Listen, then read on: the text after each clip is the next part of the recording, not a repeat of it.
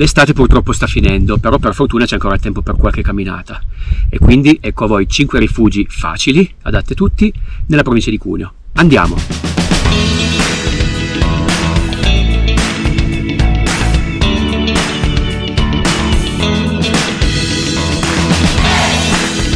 Il primo rifugio che consiglio è il Meira Paula, in Valle Varaita.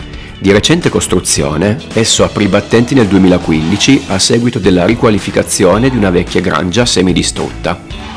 La struttura è a basso impatto ambientale, quindi all'avanguardia per quanto riguarda questo tipo di edifici.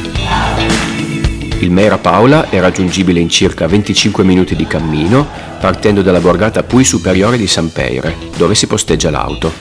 Proseguiamo con il rifugio Laus, in Valle Stura. Situato nello splendido vallone di San Bernolfo, nel comune di Vinadio, esso sorge al termine di una pineta e appena prima dell'omonimo lago, che vale sicuramente la pena visitare. Il rifugio Laus si raggiunge con circa 40 minuti di salita su comoda strada forestale, partendo dalla borgata di San Bernolfo di Vinadio.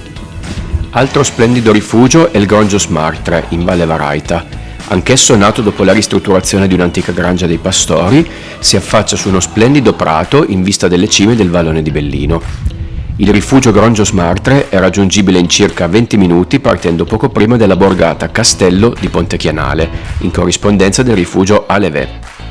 Nel cuore del bosco dell'Alevé troviamo il rifugio Bagnur. Esso è un vero e proprio rifugio alpino in quota, immerso nei pinicembri dell'Alevé, nel cuore del Parco Naturale del Monviso. Il rifugio Bagnur è raggiungibile in circa un'ora di cammino, sempre partendo dal rifugio Alevé. L'ultimo rifugio che consiglio è il rifugio Migliorero, in Valle Stura.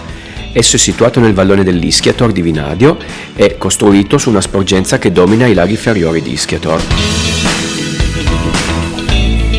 L'accesso prevede un'ora e 30 di cammino su strada forestale poco ripida, in alternativa è presente un sentiero più diretto.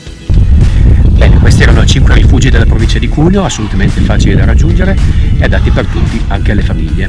Un ringraziamento a voi che avete guardato questo video, vi invito a mettere mi piace, a lasciare un commento, dirmi se vi è piaciuto o non vi è piaciuto, se avete dei suggerimenti e ovviamente iscrivetevi al canale per essere aggiornati sulle prossime uscite.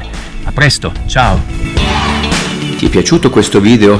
Fammelo sapere nei commenti, metti un like e iscriviti al canale e non dimenticarti di seguirmi sui social.